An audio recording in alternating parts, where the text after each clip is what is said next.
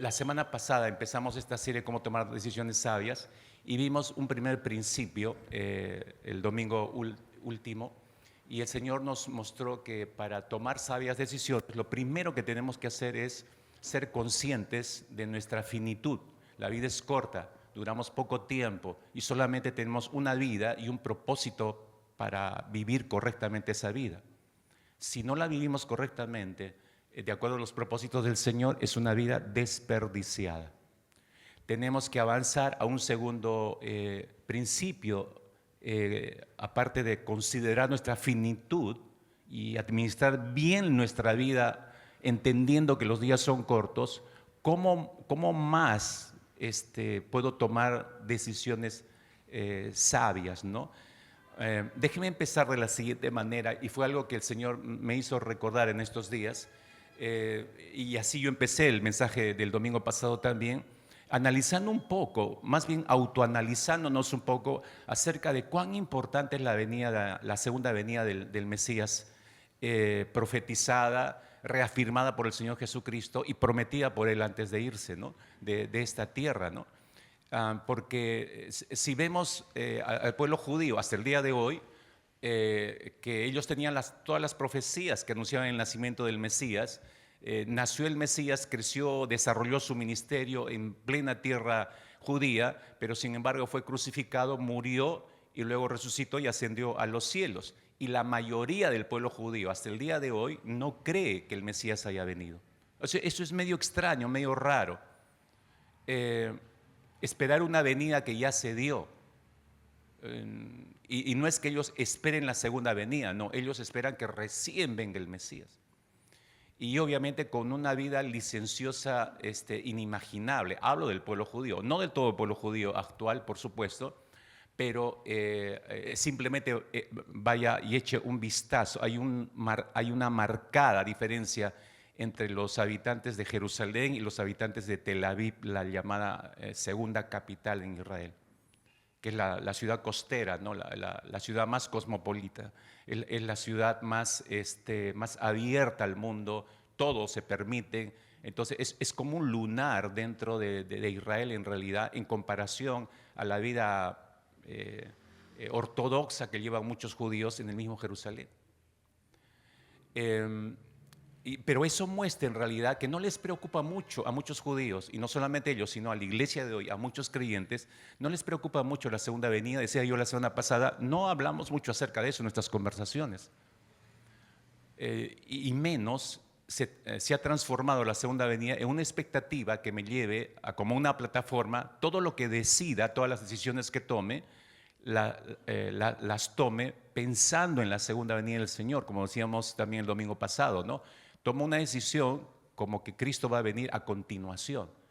Y cuando yo tengo eso en mente, entonces mis decisiones todas van a empezar a ser correctas. Porque no quiero que Dios me halle haciendo alguna trampa, cometiendo algún pecado, fraguando algo, manejando algo por debajo de la mesa. No, si el Señor viniera en este instante, quiero que me encuentre haciendo lo que es correcto. Si el Señor viniera en el siguiente segundo, mis hermanos, yo no quiero que Dios me halle predicando a su iglesia mentiras, falsedades. Si empezamos a vivir de esa manera, cada decisión que tomamos, entonces va a ser con mayor cuidado.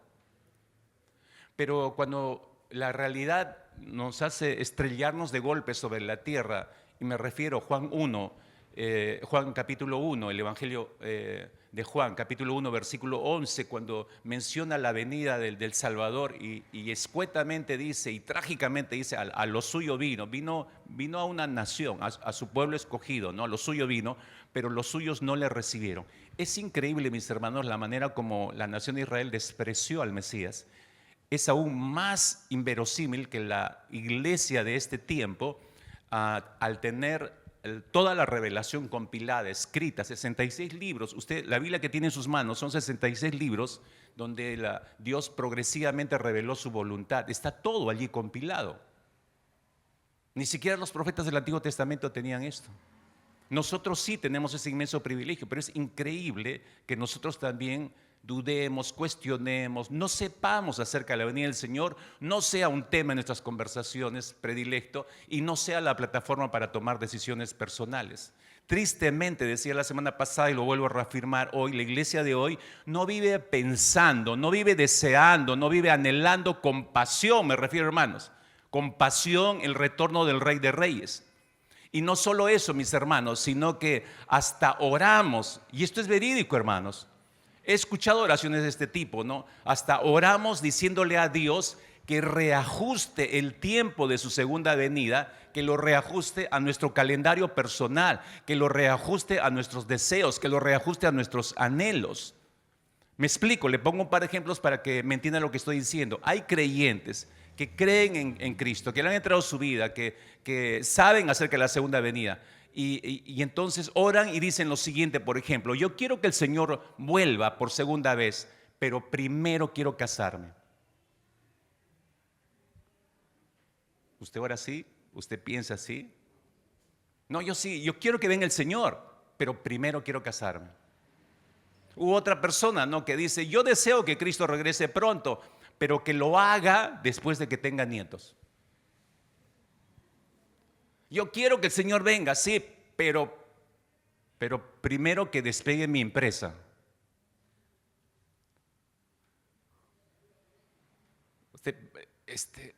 Es loco que creyentes digan esto, que piensen de esta manera. ¿Te imaginas, hermano, hermana, te imaginas al Señor si tuviera que esperar para regresar, que se cumplan primero, que se cumplan todos nuestros deseos, todos nuestros anhelos? ¿Te imaginas eso?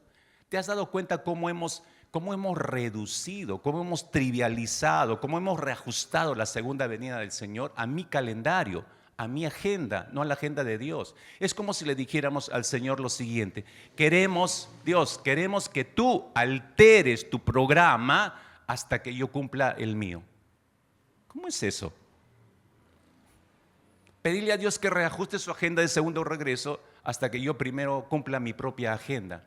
Eso, mis hermanos, es ignorar a Dios, lo que Él mismo ha manifestado por escrito, ¿no? A pesar que no hay un día, una hora, como hemos visto la semana pasada en este capítulo de Marcos 13, pero eso nos da expectativa de su retorno. Él ha prometido que va a regresar. Necesitamos comprender, iglesia del Señor, lo que dice Deuteronomio capítulo 29, versículo 29. Es algo que quizás lo leyó, lo olvidó hace muchos años. Dice Deuteronomio 29, 29: las cosas secretas pertenecen a Jehová nuestro Dios, mas las reveladas son para nosotros y para nuestros hijos para siempre. No sé si está leyendo correctamente y está entendiendo bien esto. Entonces significa, si Dios se tomó su tiempo de revelarnos su voluntad, la parte que Él consideró que debía ser revelada, por eso sí, acepción a los 66 libros que tenemos en nuestras manos en esta mañana, es revelación de parte de Dios. Si Él se tomó su tiempo para revelarnos su voluntad, entonces es nuestra responsabilidad conocer esa revelación, estudiar esa revelación, entender bien esa revelación. ¿Para qué? Para saber con precisión cómo debemos vivir el ahora esperando el mañana. ¿Cómo debe ser mi estilo de vida entre el presente y el futuro próximo tras la segunda venida del Señor? Por esa razón debemos conocer, estudiarla, entenderla bien. Para eso nos las dio el Señor. Y porque debemos estar obviamente preparados para recibir cuando Él venga por segunda vez. Es por eso que debemos recordar donde nos quedamos la semana pasada. Regreso a Marcos capítulo 13, para simplemente, si usted no estuvo con nosotros el domingo pasado, simplemente hacer un reajuste y poner en su memoria rápidamente algunos principios importantes que aprendimos en este capítulo. El Señor los despierta bruscamente a su realidad de finitud en los primeros versículos, cuando ellos le dicen, versículo 1: maestro, mira qué piedras, qué edificios están aquí en la tierra. Decía, Jesús los despierta a la finitud, ¿no? Les responde, verso 2: ¿ves estos grandes edificios? No quedarán piedra sobre piedra que no sea derribada. O sea, todo termina. Todo esto que ven va a desaparecer. Eso es finitud, hermanos. Eso es tener conciencia de que no todo va a ser para siempre en esta tierra. No, tiene un momento en que va a terminar absolutamente todo.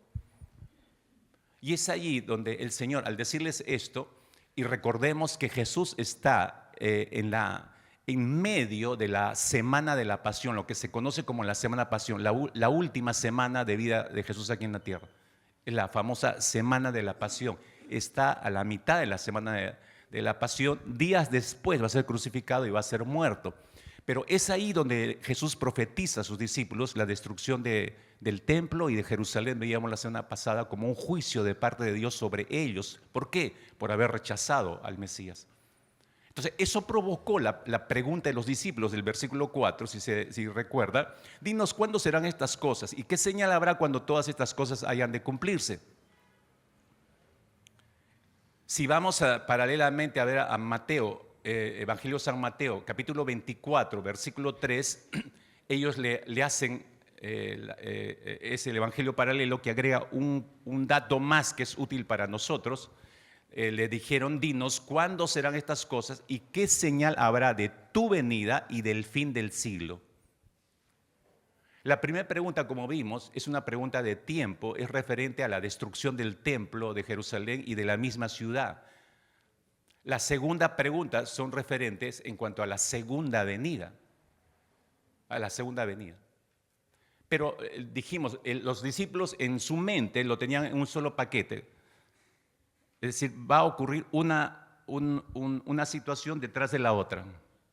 Destrucción de Jerusalén, viene el Señor por segunda vez, ¿no? Y dijimos la semana pasada, no son eventos concomitantes, es decir, no son eventos que van a seguir uno detrás de otro. Hay un lapso de años, hay un lapso de tiempo entre uno y el otro.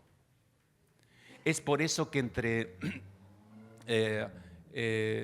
los versículos 5, estoy en Marcos 13, el versículo 5 hasta el versículo 23, vemos una serie de advertencias que da el Señor Jesucristo, una serie de indicaciones para que ellos sepan que en ese lapso de tiempo hay eventos que se van a dar. Bueno, los vimos a detalle la semana pasada.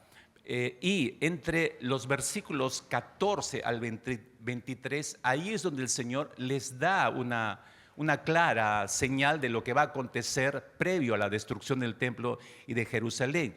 Y eso, dijimos, literalmente ocurrió en el año 70 después de Cristo por mano del general romano Tito, que después llegó a ser emperador de Roma también. Pero esa tribulación, dijimos también la semana pasada, que empieza con la destrucción del templo de Jerusalén, no era solo para ese momento, sino que iba a ser extendida a un periodo de tiempo mucho más largo. ¿Cómo sabemos eso? Si vamos a Lucas capítulo 21, estoy simplemente repasando textos que nos detuvimos más la semana pasada. Lucas 21, versículo 24, leemos ahí que el Señor dijo, y caerán a filo de espada y serán llevados cautivos a todas las naciones, está hablando de la nación de Israel, y Jerusalén será hollada por los gentiles hasta que los tiempos de los gentiles se cumplan. Y yo expliqué qué significaba esa frase de el tiempo de los gentiles, porque Jerusalén fue destruida en el año 70 y empieza el tiempo de los gentiles, porque la cantidad de naciones que pisaron a Jerusalén y que siguen pisoteando a Jerusalén son naciones gentiles que tomaron poder, gobierno sobre Israel por turnos, por muchos años en realidad. Pero se sigue viviendo el tiempo de los gentiles. ¿Hasta cuándo? Usted dirá, bueno, de acuerdo a las profecías, hasta que se cumpla el tiempo. Hay un número de convertidos entre los gentiles, entonces terminará el tiempo de los gentiles y paralelamente la cantidad de judíos convertidos para que el Señor retorne por segunda vez. Entonces estamos viviendo, decíamos, el tiempo de los gentiles. Después de decir esto, el Señor Jesús, Él responde la segunda pregunta de ellos acerca de su segunda venida. Regreso a Marcos capítulo 13, versículo 24 al 26 que vimos también el domingo pasado. La intención del Señor Jesucristo en estos versículos no es revelar todo esto acerca del futuro solo para saciar curiosidad. Tenemos que entender algo, mis hermanos, es que la profecía no es el periódico de hoy que te habla de lo que va a ocurrir mañana. La profecía no es para saciar nuestra curiosidad nada más. Ese no es el propósito de la profecía, no. La revelación de los eventos antes de la segunda venida son para ayudarnos a nosotros a vivir en el presente a la luz de las cosas que vendrán. si el Señor va a venir y va a venir no como el niño de Belén, sino para juzgar, entonces me motiva a estar no solamente listo, esperándolo, sino preparado para ese juicio. Porque todos vamos a pasar un determinado juicio. Y es precisamente en estos versículos, estos eventos que Jesús describió, ¿no es cierto? El sol se oscurecerá, la luna adorará su resplandor, las estrellas caerán del cielo, las potencias que están en los cielos serán conmovidas. Hay una conmoción cósmica, decía yo la semana pasada, que viene, la segunda venida del Señor viene acompañada de esa conmoción cósmica. Y cuando esto se dé, está diciendo Jesús, ya nada, absolutamente nada va a poder detener que el Señor llegue a la tierra. Es por eso que allí radica la urgencia de estar preparados, mis hermanos. Porque Jesús, al dar estos detalles, versículo 24 al 27, que veíamos el domingo último, Él no dio fecha. Él claramente dijo que nadie sabe cuándo va a ocurrir esto. No lo sabemos. Categóricamente dijo el Señor, no se sabe el día y la hora. Entonces, de allí adelante, lo que encontramos, mis hermanos, antes de ver el segundo principio de, como decíamos y empezamos la semana pasada para tomar sabias decisiones o decisiones sabias, la primera fue considerar esta finitud. Antes de ver el segundo principio, necesitamos, estoy colocándolos en el marco contextual histórico para entender esto. Hay algunas exhortaciones a partir del versículo 28 hacia adelante. Hay una serie de exhortaciones que hay que considerar antes de la segunda venida de Cristo. Y me permito numerarlas rápidamente, ¿no? en esta fracción, del versículo 28 hasta el versículo 30 por lo menos, ¿no? ¿Cuál es la primera exhortación que demos? Versículo 28. Jesús está hablando, recuerde. Dice, de la higuera aprended la parábola, ¿no? Cuando ya su rama está tierna y brotan las hojas, sabéis que el verano está cerca, ¿no? Aprended de la higuera, dijo Jesús. Aprended de la higuera. Jesús, escuche, Jesús toma como ilustración una simple higuera. Yo he leído y usted ha escuchado seguramente o ha leído también igual que yo una serie de interpretaciones en este versículo 28 que yo a veces pienso, ¿de dónde sacan esto? Tratan de empalmar y decir que acá la higuera es una figura de Israel. Entonces hay que aprender de Israel, está hablando de Israel acá. Y no es la intención de Jesús, simplemente está tomando una higuera que todos conocían, por supuesto, para mostrarles cómo es que el brote de sus hojas en una higuera anuncia la entrada de la estación de verano. Simplemente está tomando una ilustración cotidiana para el judío. Ustedes conocen perfectamente una higuera y ustedes saben, les está diciendo que cuando empiezan a aparecer las hojas ya anuncia la entrada del verano. De la misma manera, dice el Señor a continuación, ¿no? Así también, en verso 29, ese así también es la frase que conecta la ilustración con lo que va a decir a continuación. Está comparando, así como esto para ustedes es familiar, bueno, debería ser también familiar lo otro. Así también vosotros, cuando veáis que suceden estas cosas, conoced que está cerca a las puertas, ¿no? Ahora, es interesante ese versículo 29, lo vuelvo a releer, ¿no? Así también vosotros, cuando veáis que suceden estas cosas. ¿Cuáles cosas? El sitio de Jerusalén.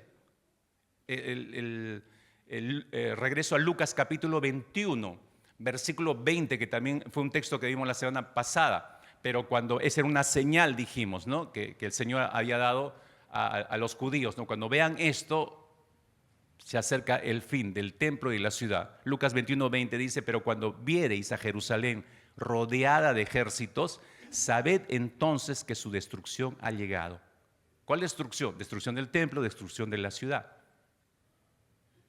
Regreso a Marcos capítulo 13 que estábamos leyendo, el versículo 29. Así también vosotros, cuando veáis que suceden estas cosas, en el contexto, ¿no? En el contexto está haciéndose referencia al sitio de Jerusalén, el ataque y destrucción del templo y de Jerusalén.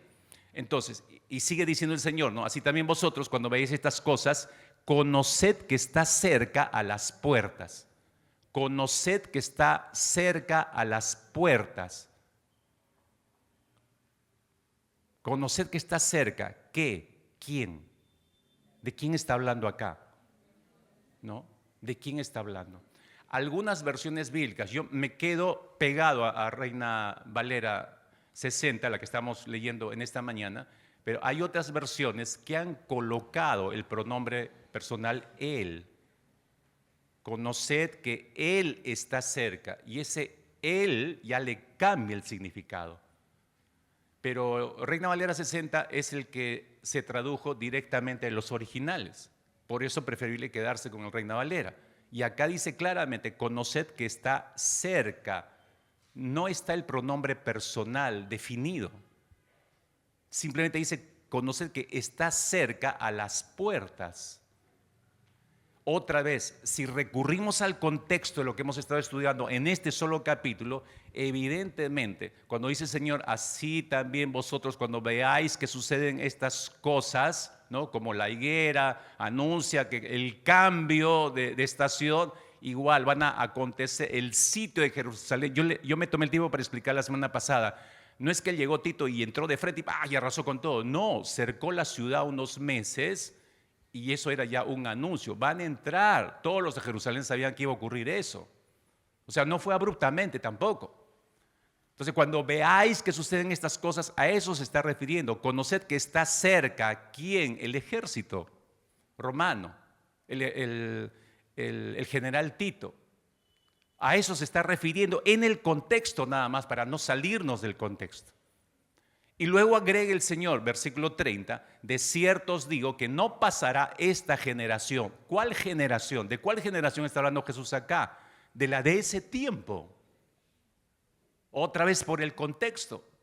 Está hablando de esa generación. De cierto os digo que no pasará esta generación hasta que todo esto, los versículos anteriores, haciendo referencia a la destrucción de Jerusalén, destrucción del templo, hasta que acontezca todo esto. Es imposible que sean las generaciones hacia adelante, no esta generación, está diciendo el Señor Jesucristo, la que vive en ese tiempo. Y eso fue cierto, porque esa generación lo vio 70 años. Porque cuando Jesús dijo esto era año 33. Y Jerusalén fue arrasada poco menos de 40 años hacia adelante. Entonces, se está refiriendo a la generación presente. Y allí, y con ese evento, empieza el tiempo de los gentiles que ya vimos la semana pasada. Entonces, esta primera exhortación, aprender de la higuera, acá hay una lección, mis hermanos. Y si hasta aquí hemos visto que varias cosas se han cumplido en la profecía, no se van a cumplir lo que viene, hermanos, iglesia, aprendamos de la higuera. Segunda exhortación, versículo 31. Dice el Señor, el cielo y la tierra pasarán, pero mis palabras no pasarán. Establece un principio fundamental el Señor acá, mis palabras no pasarán. Jesús está diciendo, miren, ustedes se asombran, se sorprenden de lo que he dicho, de que no va a quedar piedra sobre piedra del templo, que la ciudad va a ser arrasada. ¿Les sorprende eso? Bueno, más debería sorprenderles, le dice el Señor, que no solamente el templo y la ciudad va a desaparecer, van a ser destruidos, sino también los cielos y la tierra. Y si nos remitimos a los versículos 24 y 25, ya vimos una catástrofe cósmica va a acompañar a la segunda venida del Señor. Y acá lo vuelve a reafirmar en el versículo 31 del Señor. O sea, ¿les sorprende que esto va a ser derribado? Esto no es nada. Cielo y tierra van a ser destruidos para dar paso a nuevo cielo, a nueva tierra. Pero a pesar que todo va a ser destruido, dice el Señor, pero mi palabra va a hallar cumplimiento. Al pie de la letra se va a cumplir todo lo que dije. Todo podrá pasar, todo dejará de ser, pero mi palabra siempre va a hallar su cumplimiento, les dijo el Señor. Ese principio es sumamente importante tomarlo en consideración, mis hermanos. Es la segunda exhortación que hace el Señor. Mis palabras no van a pasar. Aprendan de la higuera, mis palabras no van a pasar. Tercera exhortación, versículos 32 y 33. Pero de aquel día y de la hora nadie sabe, ni aun los ángeles que están en el cielo, ni el Hijo, sino el Padre. Entonces dice, mirad, velad y orad. Mirad, velad y orad. Mirad, velad y orad. Mirad, velad y orad. Mirad, velad y orad. Ya, pastor, ya lo entendí. Qué bueno. Mira, vela, ora, ¿no? Porque no sabéis cuándo será el tiempo. Usted sabe, líderes de varias sectas en el mundo han puesto fecha a la segunda venida del Señor. Por ejemplo, los testigos de Jehová afirmaron establecieron 4 fechas para la segunda venida del Salvador, o del mes, su segunda venida me refiero. 1914 dijeron que iba a venir el Señor, no vino. 1918 reajustaron, no, que nos equivocamos, que el calendario, qué sé yo. 1918 tampoco vino el Señor. 1925, tercer intento, tampoco vino el Señor. 1975 fue su última predicción, tampoco vino el Señor. Los mormones hasta en 2 oportunidades establecieron fecha, año, básicamente cuando iba a regresar el Señor. 1843 fue su primer intento y 1844. Y el Señor no regresó por segunda vez. Profecías fallidas. ¿Por qué? Porque se pretende pasar por alto estos versículos que acabamos de leer. Jesús dijo claramente, pero no sabéis cuándo será el tiempo. No sabéis. Ahora, estoy poniendo como ejemplo testigos o mormones o adventistas por último, porque algunos dicen, somos primos hermanos con los adventistas. Bueno, tú serás primo hermano, pero no sé, ¿no? Dos veces también intentaron colocar fechas para la venida del Señor por segunda vez y tampoco se dio. Pero eso no solamente ocurre en líderes de sectas religiosas, ¿no? O pseudoevangélicas. No, también ocurre con líderes de iglesias cristianas conocidas. No voy a poner acá la lista porque de verdad es vergonzoso, porque uno más que otro ha tenido que pedir perdón públicamente por atreverse a poner una fecha y no ocurrió. Y bueno, y que perdonen ya ok, te perdono la primera, pero vuelves a poner otra fecha, ya no, pues no, ya eso tiene otro nombre, ¿no? Y vuelve a llegar la fecha y no pasa nada y vuelve a pedir perdón, ahorita pone una tercera fecha.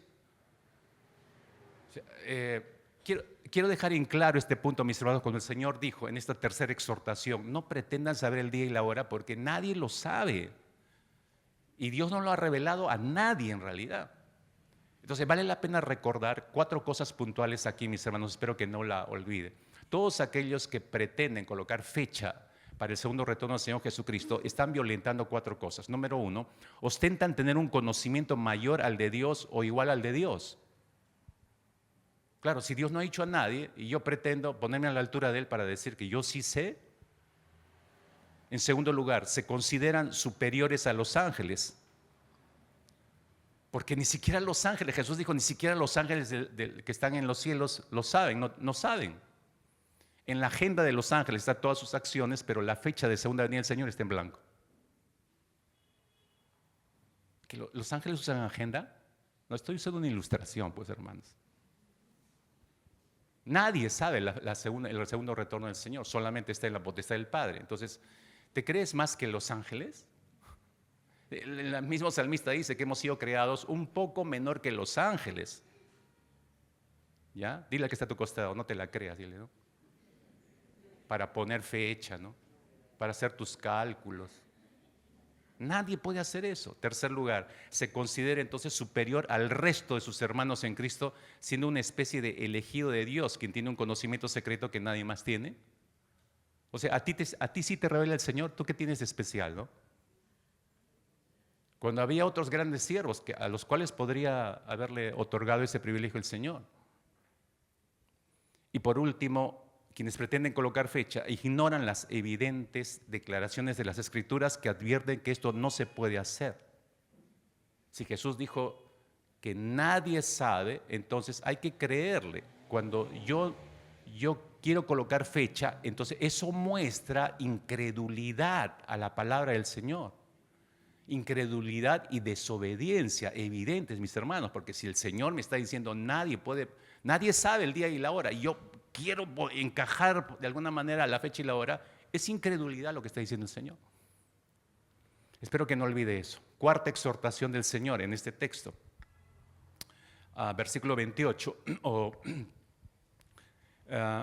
versículo 33, mirad, velad y orad, porque no sabéis cuándo será el tiempo, ¿no? Nuestro Señor Jesucristo no solo les da señal a sus discípulos acerca de la destrucción del templo de Jerusalén y del mismo Jerusalén, en los versos 28 hasta el 30 que ya hemos visto, pero luego cuando habla de su segunda venida, la advertencia es sumamente clara de parte del Señor en este versículo que hemos leído. Su advertencia es a velar y orar mientras se aguarda la segunda venida. Ahora, si se da cuenta, Jesús ya a estas alturas ya no solamente está hablando con los discípulos, no solamente está extendiendo las directrices para con los discípulos, sino que la lleva mucho más lejos. ¿Hacia dónde? Hacia el futuro, hacia la iglesia, hacia nosotros. Otra vez, versículo 33, mirad, velad y orad. ¿Qué está diciendo el Señor acá? Déjame aclararte rápido. Cuando él dice mirad, significa presta atención. Debemos prestar atención. ¿A qué debemos prestar atención? A la llegada en el calendario eterno, a la llegada de Cristo Jesús por segunda vez, porque ese es el evento cumbre en el calendario de la redención. Entonces uno debe vivir en esa tensión. Se va a cumplir esto. Miremos que va a ser así, pero no solamente miremos, sino velemos. Lo segundo que dijo el Señor, velad. ¿Qué significa? Ya vimos eso también. Debemos mantenernos alerta. Es un sentido de alerta espiritual, decíamos el domingo pasado. La palabra velar en el diccionario de la Real Academia Española se define como hacer centinela o guardia. Yo he estado en el ejército y yo sé lo que es ser centinela. La indicación estricta es cuidado que te duermas, ¿no? O sea, tienes 3 horas para velar tu zona y debes estar cuidando, porque por ahí puede venir el ataque, por ahí puede venir el enemigo. Acá en cualquier momento debe venir el Señor, entonces debemos estar haciendo guardia, labor de centinelas, pero también significa velar, observar atentamente algo. Cuando me tocaba turno, una cosa era estar dentro del cuartel y otra cosa era estar en la puerta, fuera. No sé si usted ha visto esos soldaditos bien cuadrados en la puerta y usted los mira y ni pestañean y están mirando al frente. Están bien cuadrados. Y son 3 horas, turnos de 3 horas. La indicación es todo lo que está en el rango de tu vista, tienes que estar observando, ¿no? Que todo esté en orden. Cualquier cosa que atente contra la integridad del cuartel, entonces tú inmediatamente tienes que avisar al oficial de guardia. Entonces, pero ahí está cuadrado mirando. 3 horas, cuadrado, mis hermanos. Usted se cansa sentado escuchándome 1 hora nada más. Parado, 3 horas. Eso es estar observando atentamente. Así tenemos que estar, dice el Señor, esperando su segunda venida. Continuar trabajando después de la jornada ordinaria o cuidar solícitamente algo, cuidar. Debo cuidar de no dormirme, debo cuidar de no desatender el cuidado, debo cuidar de no dejar de hacer mi trabajo de centinela, de guardia. El término es riquísimo, mis hermanos. Fíjese lo que está diciendo el Señor, mirad, velad. Y en tercer lugar agregó, orad. Usted sabe mejor que yo, la oración, ¿qué cosa es? Comunicación con Dios. Esa comunicación con Dios, entonces significa que tiene que ser mantenida como centinela, como guardia. Debo mantener esa comunión estrictamente en oración con el Señor. Yo sé que vas a regresar, Señor, pero tengo que tener una vida de activa oración, de conversación con el Señor, prestándole atención a todo lo que me está diciendo para en cualquier momento, cuando Él regrese, ya en persona lo voy a ver. Mantengo la comunicación con Él. Entonces, mis hermanos, si el creyente no sabe el tiempo del retorno del Señor, que es lo que está dejando entrever el Señor claramente, debe mantener el creyente, debemos mantener nuestra atención a esa promesa del Señor con un sentido de alerta espiritual y manteniendo la comunicación con Dios mediante la oración. Todas esas exhortaciones que hace el Señor acá nos sirven a nosotros como preámbulo para poder entender si esto realmente es, la cosa acaba en serio, mantenernos velando y llorando. Pero ¿cómo sostienes eso? Ahí entran a tallar las decisiones. Yo tomo una decisión para mirar, tomo una decisión para velar, tomo una decisión para orar. Todo eso tiene que ver con decisiones. Y eso precisamente nos lleva al segundo principio para tomar sabias decisiones. Si no tomo sabiamente la decisión de mirar, Si no tomo la decisión sabia de velar, si no tomo la decisión sabia de orar, esto se puede transformar en cualquier cosa y luego cuando venga el Señor me halla haciendo lo que Él no me mandó a hacer. Repito, el primer principio que vimos el domingo pasado era considerar nuestra finitud. Al entender nuestro sentido de finitud y que nuestra vida es cortísima, eso nos debe conducir a invertir correctamente nuestras vidas para la eternidad, priorizar en ese sentido. Solo tenemos una vida y es muy corto el tiempo para cumplir la misión que se nos ha encomendado. Entonces debemos administrar correctamente cada minuto, cada segundo de nuestra vida. Ok, entendimos, ese es el primer principio. ¿Cuál es el segundo principio? Te explico. Cuando nosotros observamos el énfasis del Señor Jesucristo aquí en Marcos capítulo 13 con respecto a la manera en que debemos aguardarlo, ¿no? Si usted se ha dado cuenta, en estos versículos del verso 33 al 37, ¿se ha dado cuenta cuántas veces remarca la palabra velad el Señor? Insiste en la palabra velad. Hasta hay 4 referencias a la palabra velar. Es decir, hay un énfasis en la atención, en la perseverancia, en la expectativa que hay que tener en el cumplimiento de la promesa del Señor Jesucristo de su retorno. Entonces, eso nos lleva a pensar, lo que decía hace un instante, ¿cómo es que tú y yo podemos mantener esa vigilancia constante y expectante? ¿Qué es lo único que puede mantenernos velando en el retorno del Señor? La de guardias, haciendo el trabajo de guardias y mirando y mirando y mirando. ¿Qué nos puede? Porque te digo yo que he hecho esa labor. Había recursos y nos enseñábamos entre todo. Yo lo aprendí porque me lo enseñaron otros. Decía, cuando te toque es cansado, 3 horas y al sol, cuando en pleno verano, es terrible. Entonces tú tenías que tener tu armamento pegado y si tú perdías la noción un momento, te cabeceabas, podías ceder la mano y el fusil se te venía abajo. Muerto, y el oficial salía y ya no te cuento lo demás. Entonces había recursos. 1, métete el fusil, ajustalo a tu correa por acá. Entonces así queda pegado y tú aparenta que lo estás agarrando y así sueltes, el fusil va a estar pegado. ¿Me entienden, hermanos, no? Lo segundo, estás pegado a la pared. O sea, pégate bien, bien recto y eso es de soporte, entonces puedes cabecear un poco. Lo que hacen ustedes, bueno, están sentaditos y me están mirando, pero están dormidos con los ojos abiertos. Me engañan, vilmente me engañan que me están oyendo. Entonces, hay recursos, creamos recursos. Pero ¿cómo mantenernos vigilantes, expectantes, decía, velando por el retorno del Señor? De manera constante y expectante. Hermanos, hablando honestamente, tú y yo no podemos hacerlo. Hace rato ya lo debes haber comprobado. Es complicado, es difícil, por nuestras fuerzas no podemos hacerlos. Entonces, otra vez regreso a la pregunta. Entonces, ¿cómo lo logramos? Por un lado, veíamos el domingo pasado, considerando mi finitud. ¿Qué es lo que me despierta de distraerme? El tiempo es corto. No puedo distraerme. El Señor me ha dado un tiempo para cumplir con la misión. Lo tengo que hacer. Y habrá tiempo después para disfrutar. Por el resto de la eternidad voy a disfrutar al Señor sin hacer esto. Porque arriba en los cielos ya no vas a evangelizar, te digo. Ya no vas a discipular. Eso ya no se va a necesitar. Aquí es la misión.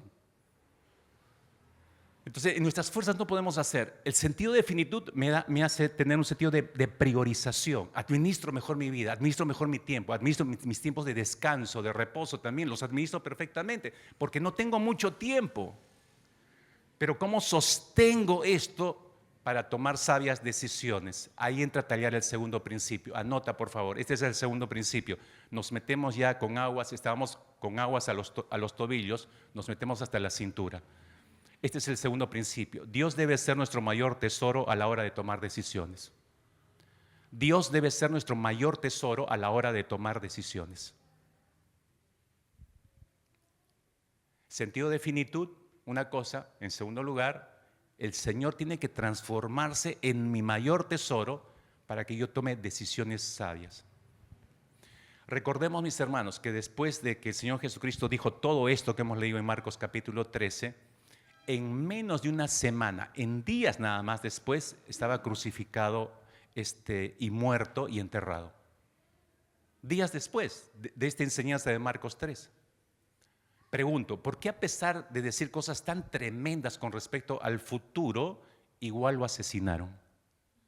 Si lo que dijo era muy importante. ¿Por qué mataron a Jesús? La respuesta es obvia, mis hermanos, no hay que rebuscar mucho. ¿Por qué mataron a Jesús? Porque no lo amaban, lo odiaban. Y porque lo odiaban, querían deshacerse de él. Ahora, capte esto, por favor. Voy colocando como ladrillos para levantar lo que voy a explicar, ¿no? Que el Señor debe transformarse en nuestro mayor tesoro para tomar sabias decisiones. Esa ausencia, me refiero a la nación de Israel, esa ausencia o falta de amor hacia Cristo Jesús los hizo tomar decisiones no sabias, porque fueron decisiones. Crucifícalo, crucifícalo, es decir, mátalo. Hay que asesinar a ese hombre. Decisiones que toda una nación estaba tomando con respecto a Cristo.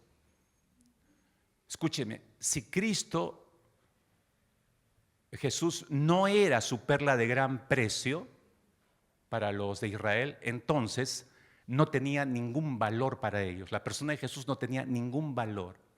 Entonces, si no tenía ningún valor, ¿para qué conservarlo? ¿Para qué conservarlo con vida? Todas las decisiones erradas y todas las malas decisiones que tomaron todos los involucrados, desde Judas cuando va y lo vende al Señor, desde toda la nación de Israel que pidió que sea crucificado, pasando por todas las autoridades religiosas judías que apoyaron esto y promovieron esto, ¿no? Siguiendo por las autoridades políticas romanas que se lavaron las manos y se deshicieron de la verdad encarnada delante de sus ojos, ¿no? Y hasta los mismos discípulos que salieron volando y corriendo cuando se agudizó el problema. Todas esas decisiones fueron tomadas en función a ese desamor hacia Cristo Jesús. Todas las acciones y decisiones de todas estas personas que he mencionado solo han mostrado o mostraron una sola cosa, que no amaban a Jesús. Lee conmigo, por favor, Deuteronomio capítulo 30, verso 6. Márcalo bien en tu Biblia. Este es un principio regente en este asunto de entender que Jesús tiene que transformarse en nuestro mayor tesoro para tomar decisiones sabias. Deuteronomio capítulo 30, versículo 6. Y circuncidará Jehová tu Dios tu corazón y el corazón de tu descendencia para que ames a Jehová tu Dios con todo tu corazón, con toda tu alma, a fin de que vivas. Una vez más, y circuncidará Jehová tu Dios tu corazón y el corazón de tu descendencia para que ames a Jehová tu Dios con todo tu corazón y con toda tu alma, a fin de que vivas. Ahora, leyendo este versículo, mis hermanos, ¿te has dado cuenta cuál es el objetivo de Dios aquí? ¿Cuál es el objetivo de Dios para tu vida según este texto, según este versículo? ¿Cuál es el objetivo de Dios para tu vida? Es claro, si estás leyendo bien, es claro que lo ames a Él. Ese es el objetivo de Dios, que lo amemos a Él con todo nuestro corazón y toda nuestra alma. Eso significa con todo nuestro ser. El objetivo de Dios es que lo amemos así, con el ser integral. Ahora, de hecho que te está sonando y te das cuenta que es lo mismo que Jesús dijo ahí en Mateo capítulo 22, versículo 33 y 38. Mateo 22, 37 y 38. Jesús les dijo, amarás al Señor tu Dios, ¿con qué? Con todo tu corazón, ¿con qué más? Con toda tu alma, ¿y con qué más? Con toda tu mente. Este es el primero y grande mandamiento. No te equivoques. Este es el primero y grande mandamiento. Amar al Señor con todo tu corazón, con toda tu alma, con toda tu mente. ¿De qué está hablando Jesús? Ser integral. El objetivo de Dios es que lo amemos con el ser integral. Ahora, ¿te has dado cuenta que Dios tiene claramente establecido su objetivo? Él no divaga. Su objetivo es clarísimo, ¿no? Y te has percatado de que todo lo que Dios va a hacer, y yo creo que ya lo está haciendo, mis hermanos, todo lo que Dios ha hecho y sigue haciendo hasta este momento, es para que nosotros lleguemos a amarlo con todo nuestro ser integral, corazón, alma y mente. ¿Y qué va a hacer para lograr ese objetivo según el texto de Deuteronomio. ¿Qué va a hacer? ¿Puedes regresar, Dianita, atrás, el anterior texto? Gracias. ¿Qué va a hacer Dios de acuerdo a ese texto? Y circuncidará Jehová tu Dios tu corazón. Para cumplir con su objetivo de que lleguemos a amarlo de manera integral al Señor, Él va a circuncidar nuestro corazón. ¿Qué significa eso? ¿Qué cosa significa eso, mis hermanos? Voy a darte un ejemplo mejor para que lo veas en la Escritura y así creo que lo vamos a entender mejor. ¿Qué significa que Dios va a circuncidar nuestro corazón con el objetivo de hacer que lo lleguemos a amar con mente, cuerpo, alma, con toda nuestra vida, de manera integral? Porque muchos, creo, la gran mayoría, no han llegado a ese punto de amar al Señor integralmente. Todavía no han llegado a ese punto. Tengo 40 años en la iglesia. No estamos diciendo eso, no importa que tengas 80, 100 años en la iglesia. Es si has llegado a amar al Señor de manera integral, con toda tu mente, corazón, alma y fuerzas. ¿Cuál es el ejemplo? Simón Pedro. Cuando Simón Pedro tiene su encuentro personal con Cristo Jesús y es llamado como apóstol suyo, desde ese es el punto de partida donde lo pone el Señor. Simón Pedro empieza, tú sabes, a afirmar su apego, a consolidar su apego por el Señor Jesucristo. Y según él, según Simón Pedro, empieza a demostrarle al Señor que lo ama de una manera diferente al resto. Bueno, era el carácter de Pedro también. O sea, él empieza a querer demostrar al Señor que lo ama de una manera superior al resto de sus compañeros. ¿No me cree esto? Bueno, chequee Mateo capítulo 26, versículo 31 hacia adelante, ¿no? Y esto ocurre después de que el Señor ha tomado la última cena con ellos, está en camino al huerto de los olivos para orar y luego Jesús va a ser tomado prisionero, enjuiciado y luego crucificado. Dice Mateo 26, verso 31. Entonces Jesús les dice: todos vosotros os escandalizaréis de mí esta noche, le dice, no mañana, pasado. Esta noche se van a escandalizar, porque escrito está: heriré al pastor y las ovejas del rebaño serán dispersadas. Pero después que haya resucitado, iré delante de vosotros a Galilea. Verso 33. Respondiendo Pedro le dijo, capte, esta es la respuesta de Pedro, ¿no? Aunque todos se escandalicen de ti, yo nunca me escandalizaré. Jesús le dice: de cierto te digo que esta noche, antes que cante el gallo, ¿no? Antes que el gallo cante, me negarás, ¿cuántas veces? 3 veces, ¿no? Pedro le dijo: aunque me sea necesario morir contigo, no te negaré. Y todos los discípulos dijeron: amén, amén. Piensen las palabras de Pedro, lo que le está diciendo Jesús. ¿No es esto una manera de decirle al Señor: Señor, mira cómo te amo? De una manera superior al resto de todos estos de acá. Mi amor es diferente. Si tengo que morir por ti, lo voy a hacer. Ese es un amor superior, hermanos. Pedro se estaba llenando la boca de esto. ¿Y no es acaso parecido, digo solamente, ¿no? ¿No es acaso parecido a nuestras propias palabras o pensamientos o sentimientos que tuvimos cuando empezamos a seguir a Cristo? ¿No es que le dijimos al Señor que éramos capaces de hacer todo por Él, por amor? Y han pasado ya varios años y fíjate, todo lo que le dijimos al Señor, no lo cumplimos. Terminamos en nuestra vida por otro lado donde yo no le había dicho que iba a hacer eso. Yo acá, Señor, mándame al otro lado del mundo y voy y te anuncio. Y se lo dijimos así en serio, apasionados. Pero luego lo nuestro, ejecutamos lo que queríamos, lo que deseábamos.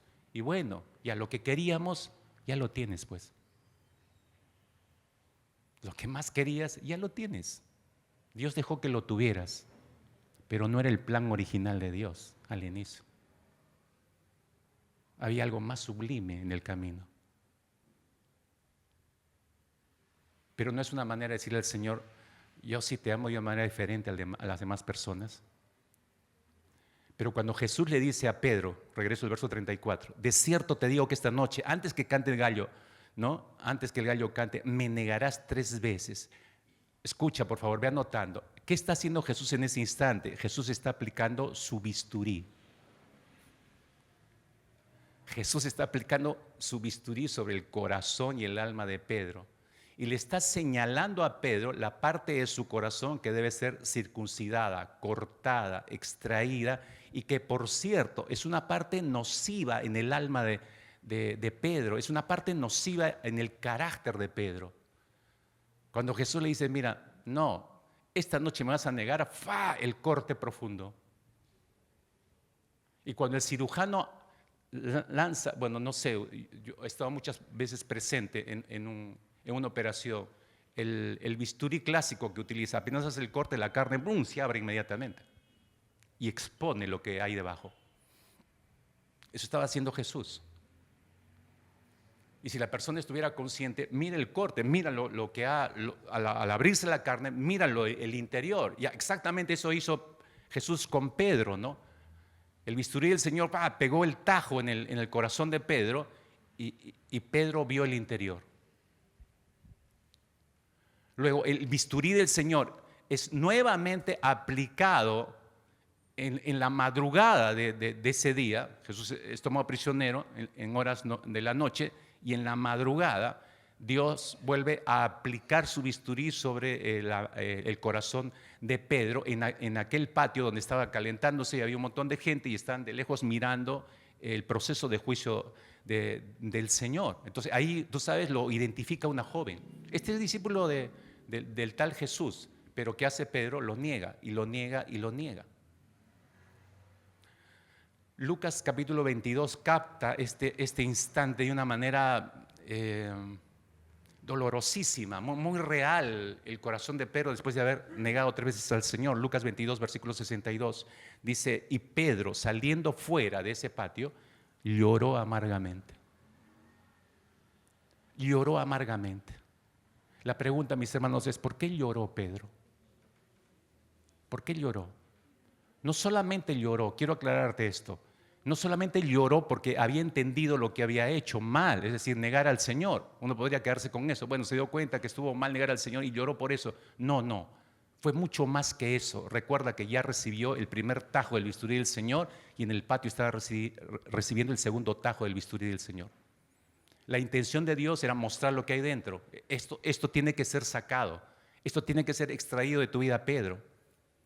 ¿Qué dejó descubierto en este segundo tajo que le hizo el bisturí del Señor? Dejó al descubierto lo que Pedro era en realidad. Cuando digo que Pedro vio el tajo y vio lo que había dentro, por primera vez, escúchame por favor, por primera vez en su vida, Pedro vio cuán horrible era su interior, cuán malvado era su interior, cuán perverso era su interior. Vio cuán hipócrita y egoísta era en su interior. Vio cuán deformada estaba su alma. Por más que haya ido toda su vida a una sinagoga, por más que haya orado 100 veces, por más que haya caminado con Jesús, pero por primera vez en su vida vio lo horrible de su interior, cuán deformada está el alma por el pecado. Pedro vio lo mismo que John Bunyan vio de sí mismo. ¿Sabes quién es John Bunyan, no? Espero. Es el famoso autor del libro El progreso del peregrino.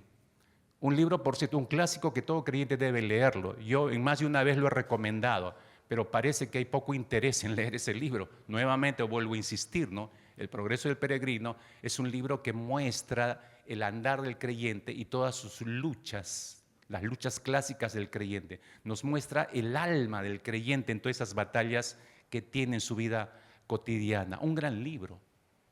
Bunyan, Dios permitió que fuera a la cárcel y en la cárcel nació el libro.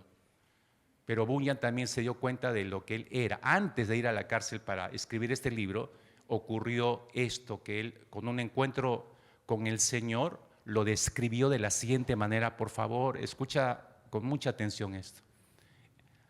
Juan Bunyan se vio a sí mismo así. Era el bisturí del Señor y él vio por primera vez en su vida, igual que Pedro, su interior. ¿Qué vio John Bunyan? Te lo leo en sus propias palabras. Yo era repulsivo ante mis ojos como un sapo. ¿Escuchas eso? Me están escuchando mis queridas ranas y sapos, ¿no? Yo era repulsivo a mis propios ojos, dice, no que otros me dijeran, no, no.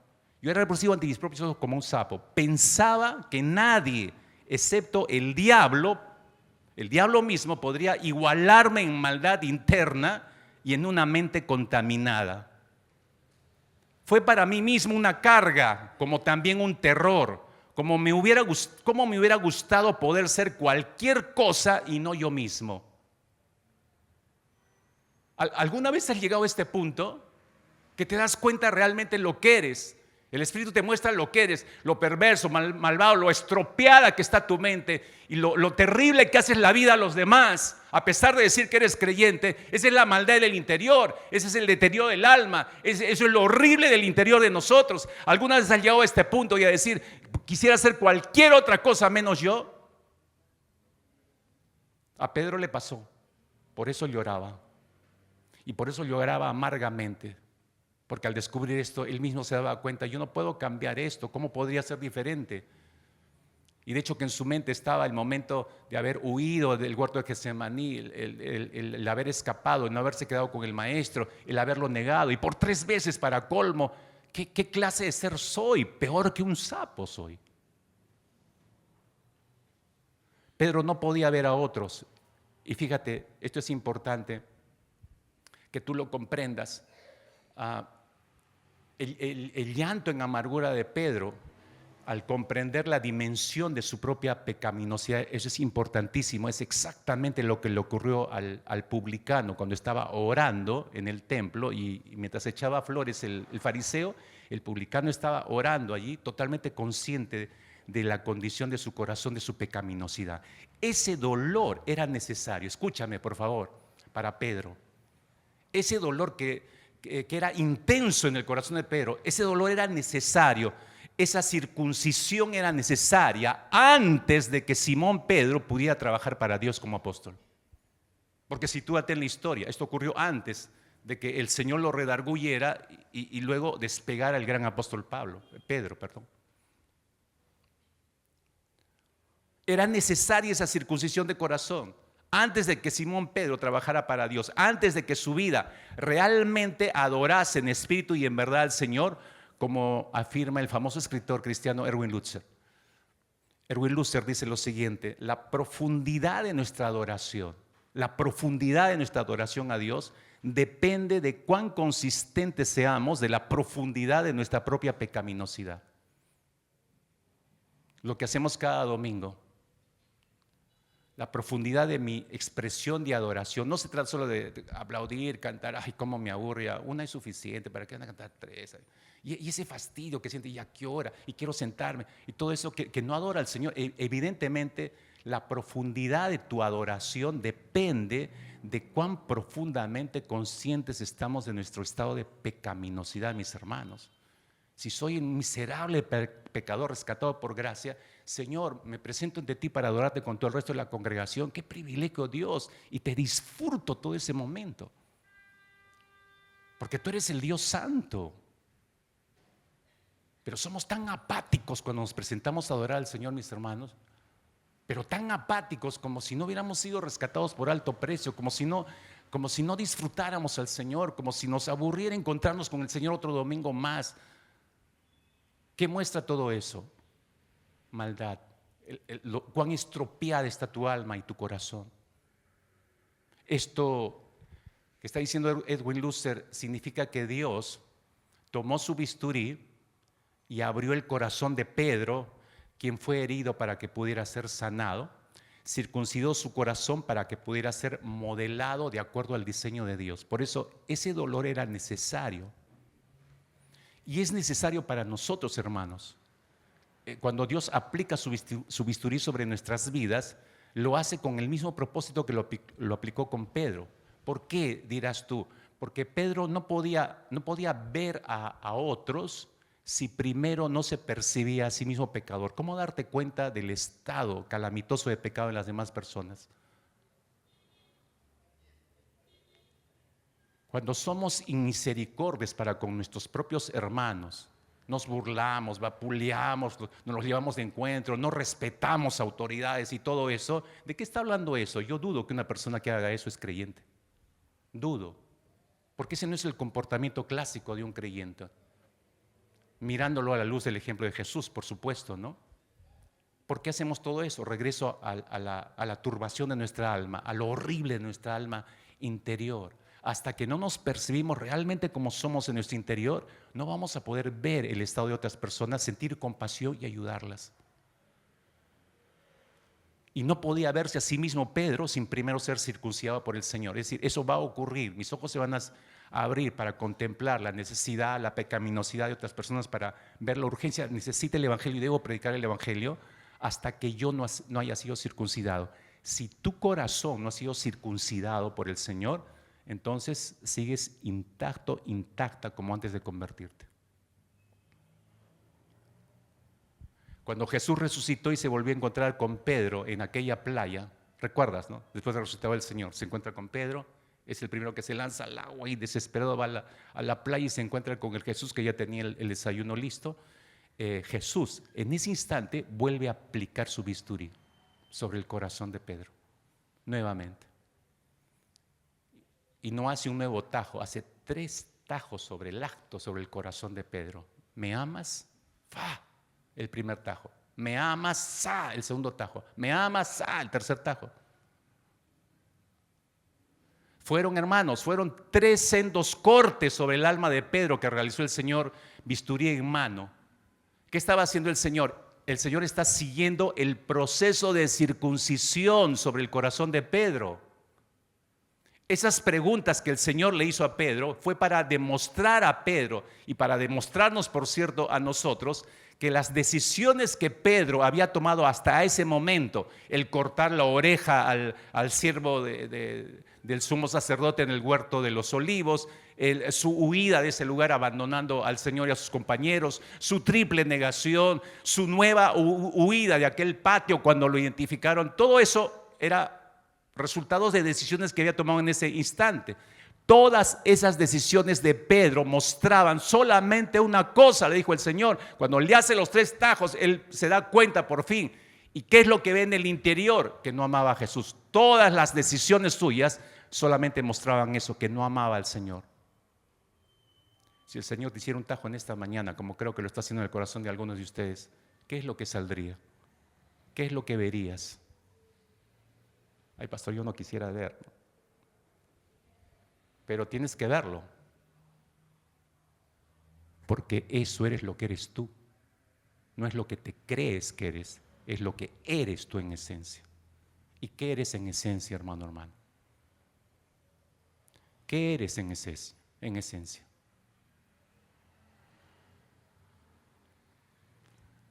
Cuando Pedro ve que sus decisiones simplemente mostraban que no amaba al Señor, entonces es sencillo llegar a conclusiones. Entonces, Jesús para Pedro no valía nada.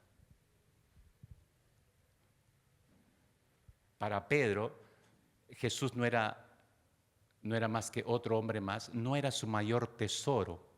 Y porque no era su mayor tesoro, entonces las decisiones de Pedro no estaban fundamentadas justamente en Cristo Jesús, estaban fundamentadas en el mismo Pedro. Pedro solamente tenía palabras de amor en su boca para el Señor, pero no había verdadero amor en el corazón de Pedro. Ese proceso de circuncidar su corazón no terminó ahí, continuó en la vida de Pedro, cuando experimentó, ya cuando Jesús se fue. Si tú ves el libro de los Hechos, Hechos capítulo 4, Hechos capítulo 5, 2 encarcelamientos casi continuos del apóstol Pedro. Cada encarcelamiento fue otra aplicación del bisturí de Dios sobre el corazón de Pedro. Si sigues el relato del libro de los Hechos, capítulo 8 del libro de los Hechos, una gran persecución marcada por un personaje llamado Saulo de Tarso. Ahí estaba Pedro también participando de la huida. Otra aplicación del bisturí del Señor. Llegas a Hechos capítulo 12, otro nuevo encarcelamiento del apóstol Pedro. Es decir, Todas esas cosas fueron experiencias dolorosas para el apóstol Pedro, pero fueron parte del proceso de la circuncisión de su corazón. El resultado de esa circuncisión de corazón lo podemos leer ¿dónde? En las cartas de Pedro. Las cartas de Pedro son magníficas para darnos cuenta el resultado final de la circuncisión de su corazón. Pedro escribió solamente 2 cartas, y 2 cartas cortas, por cierto. ¿Qué podemos ver? Rescato 2 cosas desde las cartas de Pedro, me refiero, para que usted se percate cuál fue el resultado de esa aplicación del bisturí del Señor. Estaba sacando todo lo que no convenía en la vida de Pedro. ¿Cuál fue el resultado? Primer resultado, toma nota, que Cristo pasó a ser su mayor tesoro para la toma de decisiones de Pedro. Este fue el primer gran resultado. En la primera carta de Pedro, en el primer capítulo, si usted lee conmigo versículos 6 y 7, Pedro está diciéndoles a los perseguidos, a los hermanos en la dispersión, les dice: en lo cual vosotros os alegráis, aunque ahora por un poco de tiempo, si es necesario, tengáis que ser afligidos en diversas pruebas, para que sometida a prueba vuestra fe, mucho más preciosa que el oro, el cual aunque perecedero se prueba con fuego, sea hallada en alabanza, gloria y honra cuando sea manifestado Jesucristo. Este es uno de los grandes momentos en que Pedro habla de la segunda venida del Señor en esta carta.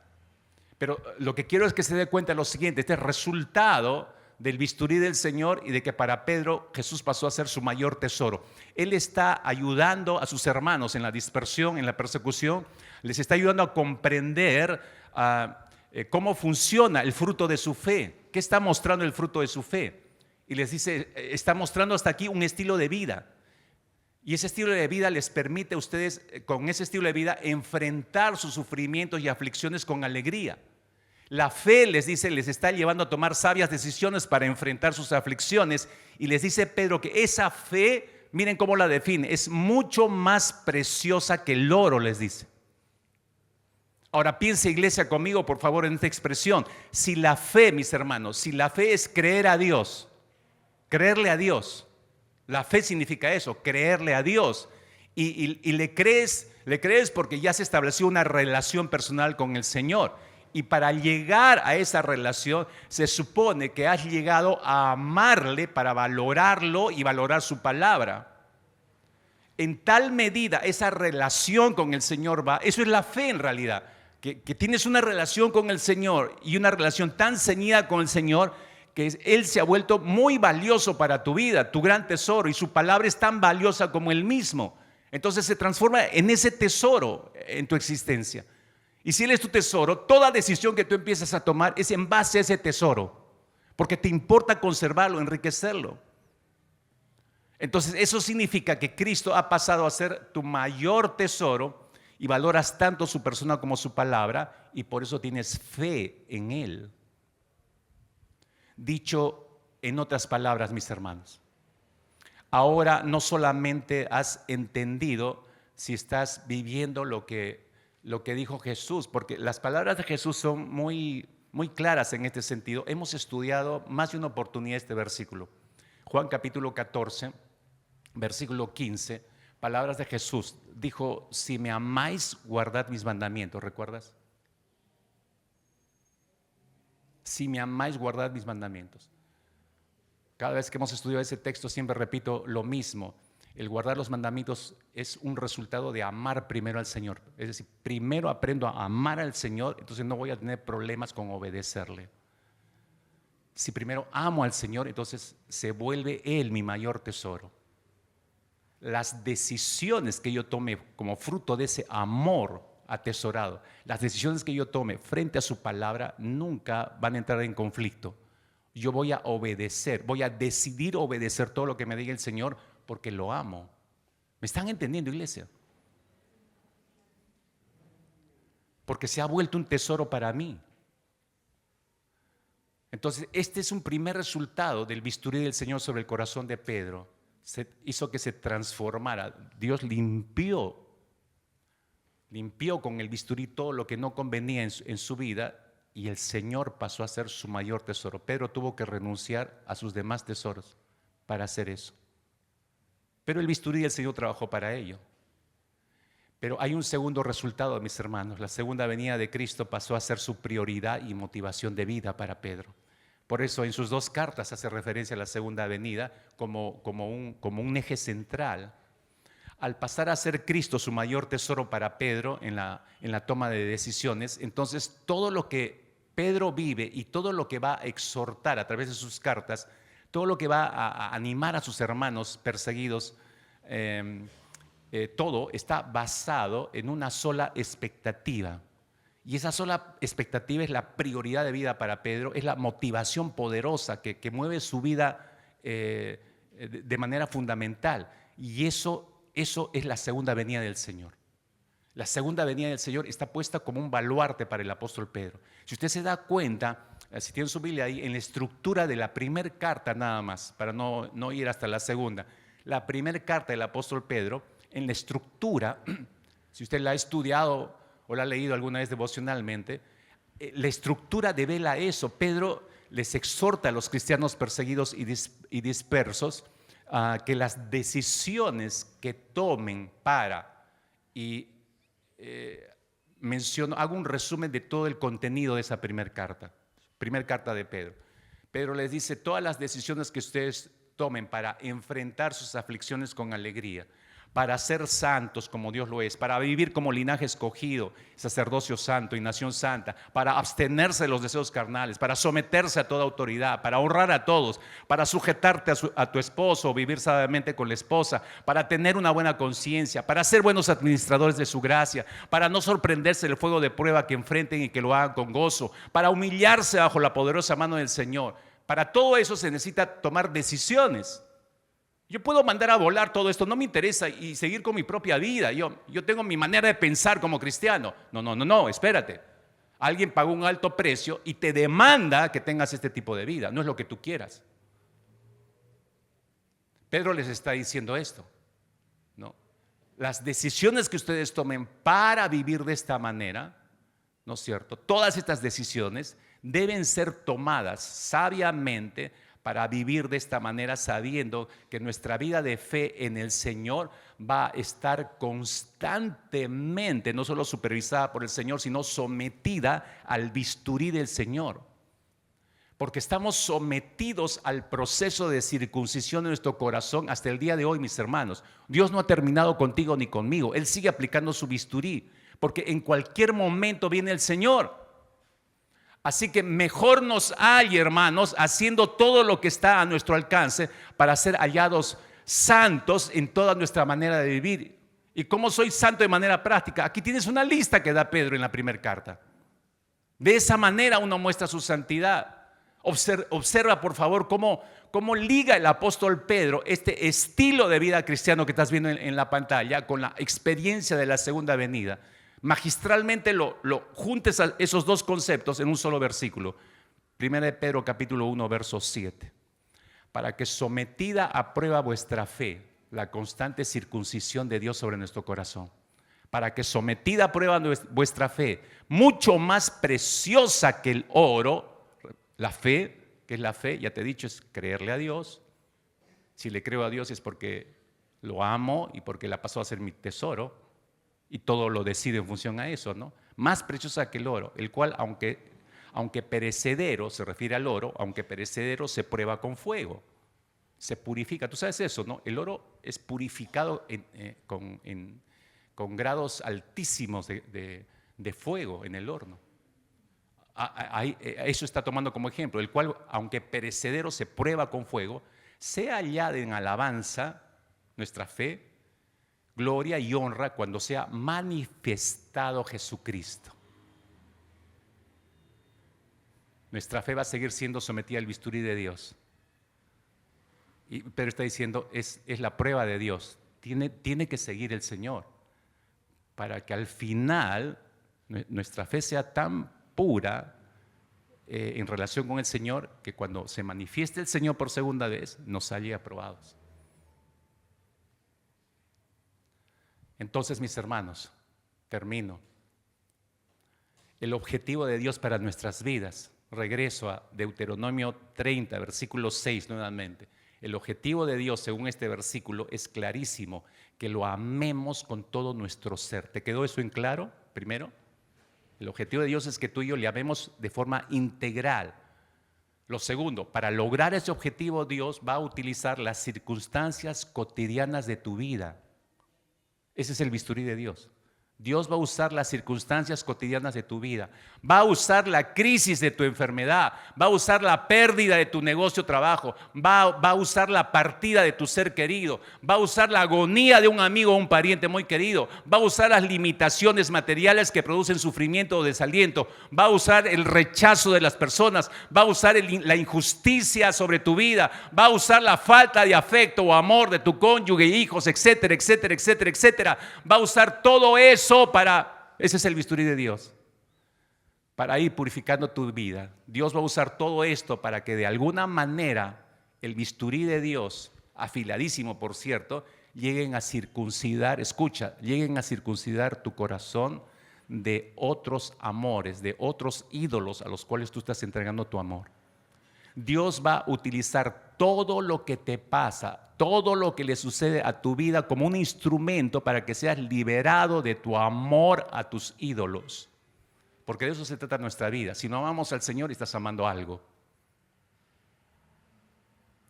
Si realmente no amas al Señor, es porque estás amando otras cosas u otras personas. Esos ídolos tienen que caer. ¿Qué usa Dios? Todas las circunstancias, el bisturí de Dios. Es el bisturí de Dios en acción sobre tu ser. ¿Para qué? Para cortar las raíces profundas de tu amor por tus ídolos y que han ido anulando en los años, han ido bloqueando tu amor por el Señor y que están impidiendo que Cristo pase a ser tu mayor tesoro. Por eso Cristo no es tu mayor tesoro. Y esa es la razón, mis hermanos, por la cual no estamos tomando sabias decisiones. Por eso no tomamos decisiones correctas.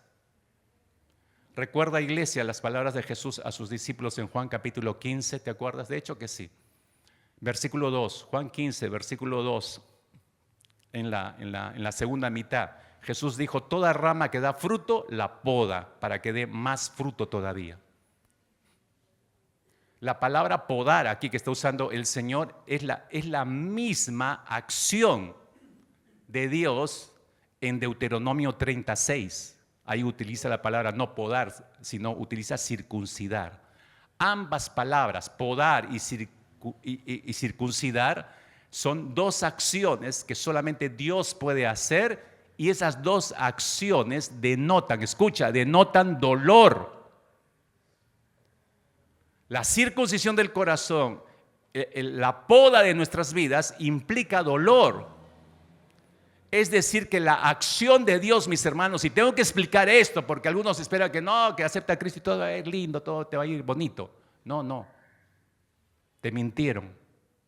Es decir, que la acción de Dios de circuncidar nuestro corazón o podarlo, podar las raíces de nuestro amor hacia nuestros ídolos, para que al final lleguemos solamente a amar al Señor, va a involucrar, hermanos, una medida de sufrimiento, va a implicar una medida de dolor. Esto no es así de tan sencillo. Implica una medida de dolor y de sufrimiento. Debemos recordar algo, mis hermanos. La acción de Dios de circuncidar nuestro corazón usando todas nuestras circunstancias cotidianas, las que vivimos diariamente, te quiero recordar, están controladas absolutamente por Dios al milímetro. Por eso nosotros podemos leer en Romanos capítulo 8, y para algunos de repente está marcado en su Biblia porque es su versículo favorito, versículo 28, versículo 29, dice, sabemos que a los que aman a Dios, todas las cosas les ayudan a bien. Esto es, a los que conforme a su propósito son llamados. Nosotros tomamos solamente la primera parte, nos encanta, lo regalamos y está, ay, me aferro a esto. Sabemos que a los que aman a Dios, todas las cosas les ayudan a bien. Pero ahí no termina el versículo. Continúa más, dice, esto es a los que conforme a su propósito son llamados, y más, porque a los que antes conoció, también los predestinó para que fuesen hechos conformes a la imagen de su Hijo, para que Él sea el primogénito entre muchos hermanos. ¿Qué es lo que está diciendo Pablo aquí? Que Dios, escucha por favor, esta verdad es preciosísima. Dios nos conoció antes que el mundo fuera creado. ¿Cómo es eso? Explíqueme, pastor. No puedo. Sé que creen que el pastor es una bola de cristal, ¿no? Que tiene todas las respuestas. No, esto no se puede explicar. Dios nos conocía antes de que nos creara. Y Él decidió en ese entonces que fuéramos como su Hijo Jesucristo. Ahora, si leemos atentamente este versículo, nos vamos a dar cuenta que que el apóstol Pablo no está diciendo en estos versículos, ¿no? Sobre todo en lo que es sombreado ahí, no está diciendo que Dios hace que todo le salga bien a aquellos que lo aman. Así lo han interpretado muchos. Repito, Pablo no está diciendo acá por revelación de Dios que Dios hace que todo salga bien para nosotros que lo amamos al Señor. No está diciendo eso. Lee cuidadosamente. Lo que el apóstol está diciendo es que Dios hace, esta es la correcta interpretación. Dios hace que todas las cosas, cooperen para el bien conforme al propósito que Dios tiene en mente. Es decir, que Dios controla las circunstancias para que al final se realice el propósito de Él. No es solo para que nos vaya bien a nosotros, tiene que ver con el propósito de Dios. ¿Y cuál es el propósito de Dios según este texto? El propósito de que lleguemos a ser como su Hijo. ¿Y qué caracterizaba a Jesús? Su amor por el Padre. Su amor por el Padre era profundo. ¿Cuál, mis hermanos, es el resultado que produce en nosotros amarle a Él con todo nuestro ser integral? Una vez más, para terminar, necesito regresar a Deuteronomio capítulo 30, versículo 6. ¿Cuál es el resultado? Si ya entendí. Si llego a amar al Señor, le entrego todo mi ser, le llego a amar con alma, cuerpo, corazón, fuerzas. ¿Cuál es el resultado? Fíjate en el final del texto de Deuteronomio 36. Y circuncidará Jehová tu Dios tu corazón y el corazón de tu descendencia para que ames a Jehová tu Dios con todo tu corazón, con toda tu alma, a fin de que vivas. A fin de que vivas. Eso significa a fin de que tengas verdadera vida, a fin de que tengas plenitud de vida. ¿Quién no quiere tener esa vida? Plenitud de vida. Porque cuando Cristo se vuelva tu mayor tesoro, lo vas a disfrutar y lo vas a disfrutar intensamente. Porque escúchame, disfrutarlo a Él es tenerlo todo, mis hermanos. Perderlo a Él, aún teniéndolo todo, es no tener nada. Disfrutar a Cristo es tenerlo todo, hermanos. Entonces, amar a Cristo con todo nuestro ser integral nos permite ser circuncidados en nuestro corazón toda nuestra vida para dejar de amar a nuestros ídolos, para que desemboquemos a amar en exclusividad al Señor. Y entonces recién Cristo se transformará en el gran tesoro, en la perla de gran precio para nosotros. Y cuando se transforma en la perla de gran precio, cada decisión que yo tome va a ser a la luz de mi perla. Yo no voy a querer dañarle en alguna medida mi relación con la perla de gran precio, con mi tesoro. No voy a querer perderla, nada. O sea, toda decisión que tome en mi vida va a ser en función a ese tesoro, mi mayor tesoro. Y eso va a enriquecer mi relación con el Señor. Por eso toda decisión será tomada de manera sabia, mis hermanos. Así que no solamente es pensar en la finitud de nuestra vida para tomar decisiones, es que llegue a transformarse Cristo en nuestro mayor tesoro y eso va a determinar que yo tome sabias decisiones. Sume este elemento más. El domingo que viene hablaremos de un tercero. Oramos ahí. Oramos ahí.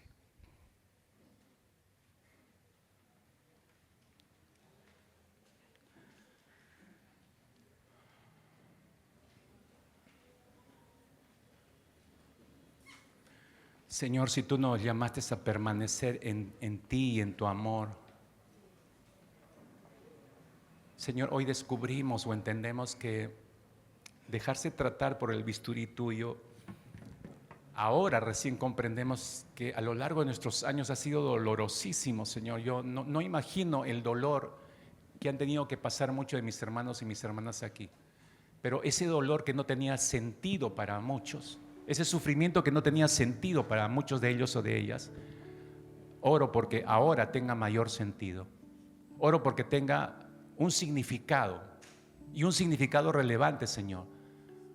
Y es que tus hijos, tus hijas, no sufrimos por sufrir, no sentimos dolor por sentir dolor simplemente. Las circunstancias de nuestra vida son el instrumento tuyo, es tu bisturí trabajando en nosotros, Señor. Ahora lo vemos mucho mejor. Mi hermano, mi hermana, creo que es necesario que usted le pida perdón a Dios por sus quejas, por sus reclamos, por sus momentos de dolor y sufrimiento. Y dígale al Señor: Señor, perdóname porque no entendía que tú estabas trabajando, tu bisturí estaba siendo aplicado sobre mi corazón. Si deseas, ponte de pie para decirle eso al Señor ahí en tu lugar. Y dile: Señor, perdóname, yo me he quejado muchas veces, te he reclamado otras tantas, no he entendido lo que estabas haciendo, simplemente mi dolor, mi sufrimiento me hizo hablar de más. Así dile al Señor, mientras te vas poniendo de pie.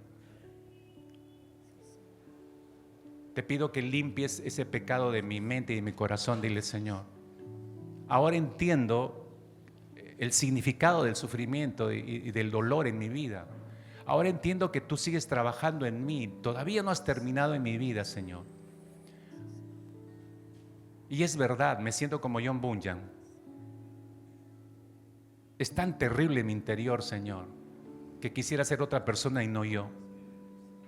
Hubiera querido otra forma de pensar, otro estilo de vida. Hubiera querido no dañar a tanta gente, Señor. Hubiera querido no herir a tanta gente, Señor, alrededor mío.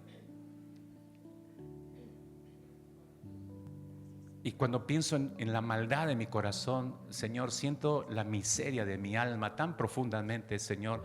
Y me siento tan avergonzado, tan avergonzada delante de tu presencia en esta mañana, que no sé cómo expresarlo, no sé ni qué decirte, Señor. Gracias porque podemos salir de ese lugar convencidos, Señor, de nuestra relación filial contigo en primer lugar. Y en segundo lugar podemos salir absolutamente convencidos que tú, como buen Padre, eres por nosotros. Te damos gracias anticipadas, Señor, por esta semana, por la manera que tú usarás tu bisturí, Señor, sobre nuestro corazón. No sabemos cuántas veces a lo largo de esta semana. Y sabemos que detrás de ese bisturí siempre habrá dolor, siempre habrá una medida de sufrimiento. Pero desde ya te damos gracias, Señor. Que tu Espíritu nos sostenga, que nos ayude a sobrellevar ese momento, entendiendo que tú estás trabajando sobre nosotros, Señor. Que no nos rebelemos frente a la obra tuya, que no nos rebelemos ante el dolor, que no nos rebelemos ante el sufrimiento, sino que entendamos y le demos la bienvenida a nuestro ser y nos consideremos privilegiados de que tú sigues trabajando en nosotros, Señor. Que no pierda conciencia ninguno de mis hermanos y mis hermanas, Señor, desde el momento que salgan de este recinto. Y que tu gracia sea una vez más por nosotros, en el nombre de Cristo Jesús. Amén.